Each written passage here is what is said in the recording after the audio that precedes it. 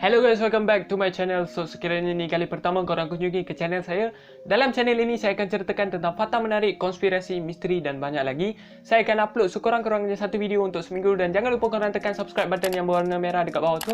Plus jangan lupa juga turn on notification bell supaya setiap kali saya upload video, korang merupakan orang pertama yang mendapat notification. Macam yang biasa kita dengar produk yang menjejaskan alam sekitar ialah peti sejuk, aircon dan banyak lagi kan. Tapi korang tahu tak ada lagi produk yang jauh lagi berbahaya daripada produk ni. Untuk video kali ini saya akan terangkan 5 produk mesra alam yang lebih teruk merosakkan alam sekitar.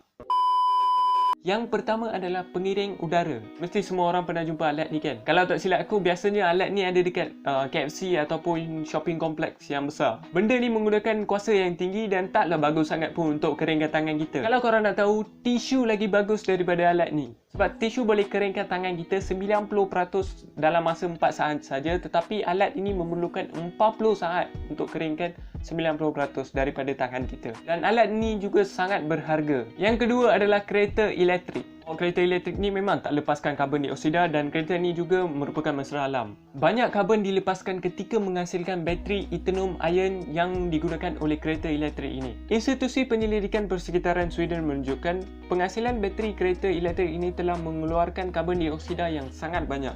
Penghasilan bateri Tesla Model S telah mengeluarkan karbon dioksida sebanyak 15 hingga 20 tan. Idea ciptakan kereta ni memang bagus, tetapi ia boleh menjejaskan alam sekitar kita. Yang ketiga adalah panel solar. Solar ni memang bagus, tetapi time untuk buat solar ni itu yang tak bagus. Untuk menghasilkan solar panel ni kita perlu menggunakan bahan kimia seperti natrium dioksida dan juga asid hidrofluorik yang mampu menjejaskan alam sekitar. Time kita semula panel solar ni, ia akan menjejaskan alam sekitar dan juga berlaku pencemaran. Aku pun ingat solar ni bagus, tetapi rupanya tak. Hello guys, sedikit info, sekiranya korang sukakan apa yang saya buat setakat ni, jangan lupa korang tekan like dan juga subscribe button.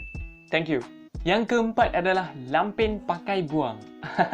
Rupa-rupanya lampin pakai buang taklah begitu membazir sangat. Dalam satu kajian agensi alam sekitar mendapati pemanasan global dianggarkan lebih tinggi bagi lampin yang boleh dibasuh berbanding lampin yang pakai buang. Lampin boleh basuh mempunyai kesan yang rendah sekiranya kita menggunakan mesin basuh cekap tenaga. Lepas ni jangan ragu-ragu beli pampers lagi. Yang kelima adalah pokok buluh untuk fabrik. Fabrik daripada buluh ni memang sangat popular kerana ia adalah mesra alam. Dekat buluh ni juga kita tak payah letak baja ataupun racun perosak kerana ia merupakan sumber yang boleh diperbarui. Untuk kapas ni dia perlu lalui banyak proses, tetapi untuk buluh ni simple je. Tapi time buluh ni ditukarkan jadi benang, ia akan menggunakan satu bahan kimia yang boleh menjejaskan alam sekitar. Walaupun syarikat lain mempunyai undang-undang untuk kawal langkah menggunakan bahan kimia, tapi dekat China tak ada undang-undang macam ni, so mereka boleh lakukan sesuka hati mereka sahaja. Aku harap korang mendapat satu info yang baru dalam video ni. Dan lagi satu guys, tolong channel ini untuk mendapatkan 500 subscriber. Sekiranya korang sukakan video ni, jangan lupa korang tengok video yang saya buat ni.